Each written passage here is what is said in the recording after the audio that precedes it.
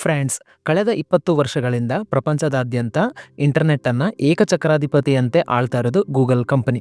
ಗೂಗಲ್ನ ಈ ಆಧಿಪತ್ಯವನ್ನ ತಪ್ಸೋಕಂತಲೇ ಯಾಹೂ, ಮೈಕ್ರೋಸಾಫ್ಟ್ ಬಿಂಗ್, ಆಲ್ಟಾ ವಿಸ್ಟಾದಂತ ಎಷ್ಟೋ ಕಂಪನಿಗಳು ಬಂದು ಗೂಗಲ್ ಎದುರು ನಿಲ್ಲೋಕಾಗದೆ ಸೋತು ಸುಮ್ಮನಾದ್ವು.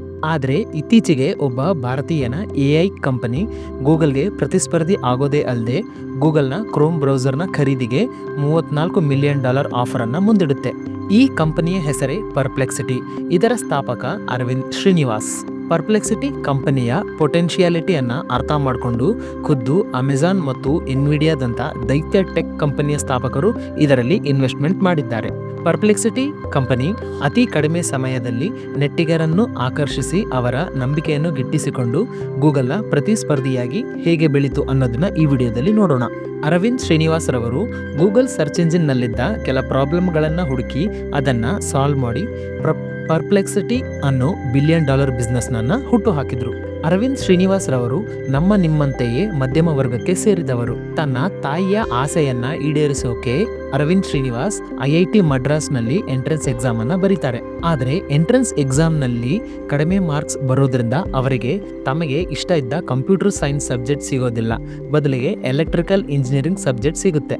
ಇದರಿಂದ ನಿರಾಸೆ ಪಡದೆ ಅರವಿಂದ್ ಶ್ರೀನಿವಾಸ್ ಎಲೆಕ್ಟ್ರಿಕಲ್ ಇಂಜಿನಿಯರಿಂಗ್ ಓದುತ್ತಲೇ ಫ್ರೀ ಇದ್ದಾಗ ತನ್ನ ಫೇವರೆಟ್ ಸಬ್ಜೆಕ್ಟ್ಗಳಾದ ಕಂಪ್ಯೂಟರ್ ಸೈನ್ಸ್, ಮಷಿನ್ ಲರ್ನಿಂಗ್ ಮತ್ತು ಆರ್ಟಿಫಿಷಿಯಲ್ ಇಂಟೆಲಿಜೆನ್ಸ್ ನಲ್ಲಿ ನಾಲೆಜ್ ಅನ್ನು ಹೆಚ್ಚಿಸಿಕೊಳ್ತಾರೆ.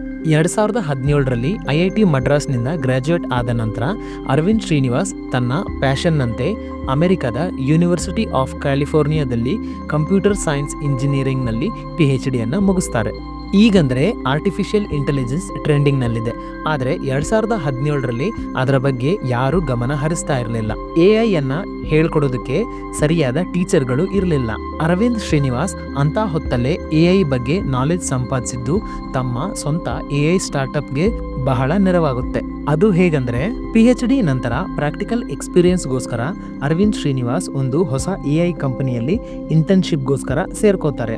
ಆ ಕಂಪನಿಯ ಹೆಸರು OpenAI. ಇವತ್ತು ನಾವೆಲ್ಲ ಬಳಸ್ತಿರುವಂತ ChatGPT ಅನ್ನ ತಯಾರಿಸಿದ್ದು ಇದೇ OpenAI ಕಂಪನಿ. ಈ ಕಂಪನಿಯಲ್ಲಿ ಇಂಟರ್ನ್ ಆಗಿ ಸೇರ್ಕೊಂಡು AI tools, chat bots, generative AI ಮಾಡೆಲ್ಗಳನ್ನು ಹೇಗೆ ಡೆವಲಪ್ ಮಾಡ್ತಾರೆ ಅನ್ನೋದನ್ನ ತುಂಬಾ ಸ್ಪಷ್ಟವಾಗಿ ಕಲ್ತ್ಕೋತಾರೆ. ಮುಂದೆ ಡೀಪ್ ಮೈಂಡ್ ಅನ್ನೋ AI ಕಂಪನಿಯಲ್ಲಿ 5 ತಿಂಗಳು ಕೆಲಸ ಮಾಡ್ತಾರೆ. ಈ ಡೀಪ್ ಮೈಂಡ್ ಅನ್ನೋದು ಗೂಗಲ್ ಕಂಪನಿಯ ಒಂದು ಸಬ್ಸಿಡರಿ ಕಂಪನಿ. ಮುಂದೆ ಗೂಗಲ್ ಕಂಪನಿಯಲ್ಲಿ ರಿಸರ್ಚರ್ ಆಗಿ 1 ವರ್ಷ ಕೆಲಸ ಮಾಡ್ತಾ ಲಾರ್ಜ್ ಸ್ಕೇಲ್ AI ಅಪ್ಲಿಕೇಶನ್ ತಯಾರಿಸೋದನ್ನ ಸ್ಪಷ್ಟವಾಗಿ ಕಲಿತಾರೆ. ಇಲ್ಲಿ ನೀವು ಗಮನಿಸಿದ್ರೆ ಇಂಟರ್ನೆಟ್ ಬಿಸ್ನೆಸ್ ಮತ್ತು AI ಫೀಲ್ಡ್ನ ಟಾಪ್ ಕಂಪನಿಗಳಲ್ಲಿ ಅರವಿಂದ್ ಶ್ರೀನಿವಾಸ್ ಕೆಲಸ ಮಾಡಿದ್ದಾರೆ. ಅದೇ ಗೂಗಲ್ ಮತ್ತು OpenAI. ನಮಗೆಲ್ಲ ChatGPT ಬಗ್ಗೆ 2022ರಲ್ಲಿ ಗೊತ್ತಾದ್ರೆ ಅರವಿಂದ್ ಶ್ರೀನಿವಾಸ್ಗೆ ಇದರ ಬಗ್ಗೆ 2019ರಲ್ಲೇ ಐಡಿಯಾ ಇತ್ತು. ಅರವಿಂದ್ ಶ್ರೀನಿವಾಸ್ ಈ ಕಂಪನಿಗಳಲ್ಲಿ ಕೆಲಸ ಮಾಡ್ತಾ ಗೂಗಲ್ ಸರ್ಚ್ ಇಂಜಿನ್ ಮತ್ತು ChatGPTಗಳಲ್ಲಿನ ಸಮಸ್ಯೆಯನ್ನ ಪತ್ತೆ ಹಚ್ಚಿ ಅದಕ್ಕೆ ಸೊಲ್ಯೂಷನ್ ಅನ್ನ ಕಂಡುಹಿಡಿದು ಪರ್ಪ್ಲೆಕ್ಸಿಟಿ ಅನ್ನೋ ಕಂಪನಿಯನ್ನ ಹುಟ್ಟು ಹಾಕ್ತಾರೆ. ಈಗ ಅರವಿಂದ್ ಶ್ರೀನಿವಾಸ್ ರವರು ಈ 2 ಕಂಪನಿಗಳಲ್ಲಿನ ಸಮಸ್ಯೆಯನ್ನು ಪತ್ತೆ ಹಚ್ಚಿದ್ದು ಏನು ಮತ್ತು ಅದರ ಸೊಲ್ಯೂಷನ್ ಏನು ಅನ್ನೋದನ್ನ ನೋಡೋಣ. ಈಗ ಅರವಿಂದ್ ಶ್ರೀನಿವಾಸ್ ರವರು ಈ 2ರಲ್ಲೂ ಪತ್ತೆ ಹಚ್ಚಿದ ಸಮಸ್ಯೆ ಯಾವುದು ಮತ್ತು ಇದಕ್ಕೆ ಅವರು ಕೊಟ್ಟಂತ ಸೊಲ್ಯೂಷನ್ ಏನು ಅನ್ನೋದನ್ನ ನೋಡೋಣ. ಮೊದಲನೇದಾಗಿ Google search engine. Google search engine ನಲ್ಲಿ ನಾವು ಏನನ್ನೇ ಕೇಳಿದ್ರು ಇದು ನಮಗೆ ಅನೇಕ ವೆಬ್ಸೈಟ್ಗಳ ಲಿಂಕ್ಗಳನ್ನು ಕೊಡುತ್ತೆ. ಇಲ್ಲಿ ಕೊಟ್ಟಿರುವಂತ ಲಿಂಕ್ಗಳ ರ್ಯಾಂಕಿಂಗ್ ನಲ್ಲೂ ಸಹ ಗೂಗಲ್ನ ಬಿಸ್ನೆಸ್ನ ಲಾಭಗಳಿದೆ. ಅದೇನಂದ್ರೆ ಗೂಗಲ್ ಕಂಪನಿಗೆ ಯಾವ ಕಂಪನಿ ಹೆಚ್ಚು ಹಣ ಕೊಡುತ್ತೋ ಅವರ ಲಿಂಕ್ ಅಥವಾ ಪ್ರಾಡಕ್ಟ್ಗಳನ್ನು ಸರ್ಚ್ ಇಂಜಿನ್ ನಲ್ಲಿ ಟಾಪ್ ನಲ್ಲಿ ರ್ಯಾಂಕ್ ಮಾಡುತ್ತೆ. ಇದರಿಂದಾಗಿ ಈ ಸರ್ಚ್ ರಿಸಲ್ಟ್ಸ್ನ ಅಥೆಂಟಿಸಿಟಿ ಅನ್ನೋದು ತುಂಬಾ ಕಡಿಮೆ ಇರುತ್ತೆ. ಅಂದರೆ ನಾವು ಕೇಳೋ ಪ್ರಶ್ನೆಗೆ ನಮಗೆ ಸರಿಯಾದ ಉತ್ತರ ಸಿಗೋದು ತುಂಬಾ ಕಡಿಮೆ.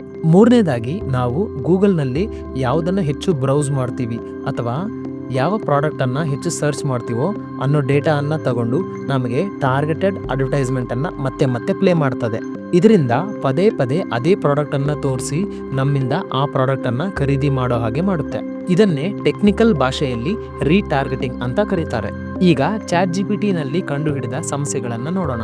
ಮೊದಲನೇದಾಗಿ ಡೇಟಾ ಸೋರ್ಸ್ ಅಥವಾ ಮಾಹಿತಿಯ ಮೂಲ. 2022ರಲ್ಲಿ ChatGPT ಲಾಂಚ್ ಆದಾಗ ChatGPT ನಾವು ಕೇಳಿದ ಪ್ರಶ್ನೆಗೆ ಉತ್ತರ ಕೊಡ್ತಾ ಇತ್ತು. ಆದರೆ ಆ ಉತ್ತರನ ಅದು ಯಾವ ಸೋರ್ಸಿಂದ ಕಲೆಕ್ಟ್ ಮಾಡಿದೆ ಅನ್ನೋದನ್ನ ಕೊಡ್ತಾ ಇರಲಿಲ್ಲ. ಎರಡನೇದಾಗಿ ಚಾಟ್ GPT ತನಗೆ ಯಾವುದರ ಬಗ್ಗೆ ಟ್ರೈನಿಂಗ್ ಕೊಟ್ಟಿದ್ದಾರೋ ಅದರ ಬಗ್ಗೆ ಮಾತ್ರ ಉತ್ತರ ಕೊಡ್ತಾ ಇತ್ತು. ಬೇರೆದರ ಬಗ್ಗೆ ಯೋಚನೆ ಮಾಡಿ ಉತ್ತರ ಕೊಡುವಂತ ಸಾಮರ್ಥ್ಯ ಅದಕ್ಕೆ ಇರಲಿಲ್ಲ. ಇದಕ್ಕೆ ಉದಾಹರಣೆ ಅಂದ್ರೆ 2022ರಲ್ಲಿ ಚಾಟ್ GPT ಲಾಂಚ್ ಆದಾಗ ಇದಕ್ಕೆ ಸೆಪ್ಟೆಂಬರ್ 2021 ಕಟ್ ಆಫ್ ಡೇಟ್ ಅಂತ ನಿಗದಿ ಮಾಡಿದ್ರು. ಇದರಿಂದ ಚಾಟ್ GPT ಸೆಪ್ಟೆಂಬರ್ 2021ಕ್ಕಿಂತ ಮುಂಚೆ ನಡೆದ ಘಟನೆಗಳ ಬಗ್ಗೆ ಮಾತ್ರ ಉತ್ತರವನ್ನ ಕೊಡ್ತಾ ಇತ್ತು. ಈ ಎಲ್ಲಾ ಸಮಸ್ಯೆಗಳಿಗೆ ಸೊಲ್ಯೂಷನ್ ಅನ್ನ ಕಂಡುಹಿಡಿದು ಅರವಿಂದ್ ಶ್ರೀನಿವಾಸ್ 2022ರಲ್ಲಿ ತನ್ನ 3 ಜನ ಸ್ನೇಹಿತರೊಂದಿಗೆ ಸೇರಿ ತನ್ನ ಸ್ವಂತ AI ಆನ್ಸರ್ ಇಂಜಿನ್ ಅನ್ನ ಕಂಡುಹಿಡಿತಾರೆ. ಈಗ ಪರ್ಪ್ಲೆಕ್ಸಿಟಿ ಗೂಗಲ್ಗಿಂತ ಯಾವ ರೀತಿ ಬೆಟರ್ ಅನ್ನೋದನ್ನ ನೋಡೋಣ. ಪರ್ಪ್ಲೆಕ್ಸಿಟಿಯಲ್ಲಿ ನಮಗೆ ಸ್ಟ್ರೈಟ್ ಫಾರ್ವರ್ಡ್ ಆನ್ಸರ್ ಸಿಗುತ್ತೆ. ಹಾಗೆ ಇದರಲ್ಲಿ ಯಾವುದೇ ಅಡ್ವರ್ಟೈಸ್ಮೆಂಟ್ಸ್ ಆಗಲಿ ಪ್ರಮೋಷನ್ಸ್ ಆಗಲಿ ಕಂಡು ಬರೋದಿಲ್ಲ. ಪರ್ಪ್ಲೆಕ್ಸಿಟಿನಲ್ಲಿ ನಮಗೆ ಅಪ್ಡೇಟೆಡ್ ಇನ್ಫಾರ್ಮೇಷನ್ ಮತ್ತು ಈ ಇನ್ಫಾರ್ಮೇಷನ್ನ ಸೋರ್ಸ್ ಯಾವುದು ಅನ್ನೋದನ್ನು ತೋರಿಸುತ್ತೆ. ಗೂಗಲ್ ಮತ್ತು ಪರ್ಪ್ಲೆಕ್ಸಿಟಿ ಕಂಪನಿಯ ರೆವೆನ್ಯೂ ಮೋಡ್ಸ್ ಅಂದರೆ ಆದಾಯದ ಹಾದಿ ತುಂಬ ಇಂಟ್ರೆಸ್ಟಿಂಗ್ ಆಗಿದೆ. ಗೂಗಲ್ ತನ್ನ ಸರ್ವಿಸ್ಗಳನ್ನು ಫ್ರೀಯಾಗಿ ಕೊಡುತ್ತೆ, ಆದರೆ ತನ್ನ ಸರ್ಚ್ ರಿಸಲ್ಟ್ಸ್ನಲ್ಲಿ ಅಡ್ವರ್ಟೈಸ್ಮೆಂಟನ್ನು ಪ್ಲೇ ಮಾಡ್ತಾ ಇರುತ್ತೆ. ಇದರಿಂದ ಅದು ಆದಾಯನ ಗಳಿಸುತ್ತೆ. ಮತ್ತೊಂದು ಕಡೆ ಪರ್ಪ್ಲೆಕ್ಸಿಟಿ ತನ್ನ ಸರ್ವಿಸ್ಗಳಿಗೆ ಚಾರ್ಜನ್ನು ಮಾಡುತ್ತೆ, ಆದರೆ ಇದರಲ್ಲಿ ಯಾವುದೇ ಅಡ್ವರ್ಟೈಸ್ಮೆಂಟ್ ಆಗಲಿ ಬರೋದಿಲ್ಲ. ಇಲ್ಲಿ ನಮಗೆ ಆ್ಯಡ್ ಫ್ರೀ ಕಾಂಟೆಂಟ್ ಸಿಗುತ್ತೆ, ಜೊತೆಗೆ ನಮ್ಮ ಡೇಟಾದ ಪ್ರೈವಸಿ ಪ್ರೊಟೆಕ್ಷನ್ನು ಆಗಿರುತ್ತೆ. ಈ ಎಲ್ಲ ಅಡ್ವಾಂಟೇಜಸ್ಗಳಿಂದಲೇ ಪರ್ಪ್ಲೆಕ್ಸಿಟಿ ಕಂಪನಿ ಶುರುವಾದ 3 ವರ್ಷಗಳಲ್ಲಿ ಸುಮಾರು 2.5 ಕೋಟಿ ಕಸ್ಟಮರ್ಗಳನ್ನು ತನ್ನದಾಗಿಸಿಕೊಂಡಿದೆ. ಫ್ರೆಂಡ್ಸ್, ನಿಮ್ಗೆ ಈ ವಿಡಿಯೋದ ಮಾಹಿತಿ ಇನ್ಫಾರ್ಮೇಟಿವ್ ಅಂತ ಅನಿಸಿದ್ರೆ ತಪ್ಪದೇ ಈ ವಿಡಿಯೋಗೊಂದು ಲೈಕ್ ಕೊಟ್ಟು ಚಾನಲನ್ನು ಸಬ್ಸ್ಕ್ರೈಬ್ ಮಾಡ್ಕೊಳ್ಳಿ.